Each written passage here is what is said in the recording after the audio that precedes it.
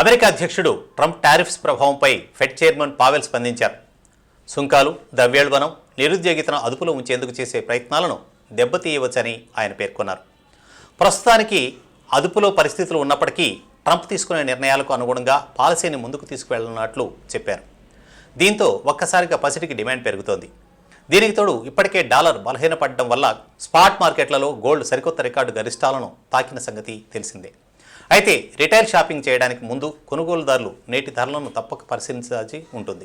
22 క్యారెట్ల పసిడి ధర నిన్నటితో పోల్చితే 100 గ్రాములకు 10,500 భారీ పెరుగుదలను నమోదు చేసింది.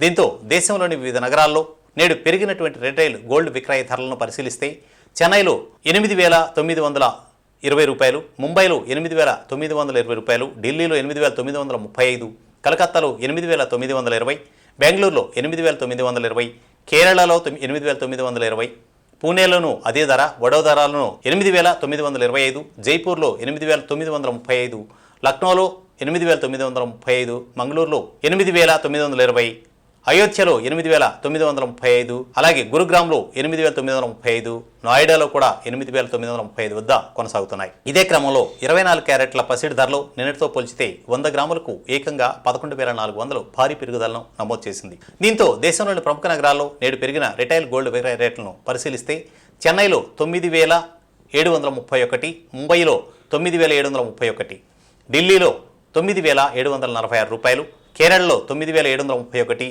వడోదరలో 9,736, జైపూర్లో 9,746, లక్నోలో 9,746, నాసిక్లో 9,734, బళ్ళారిలో 9,731, గురుగ్రామ్లో 9,746, నోయిడాలో 9,746 రూపాయలుగా ఉన్నాయి.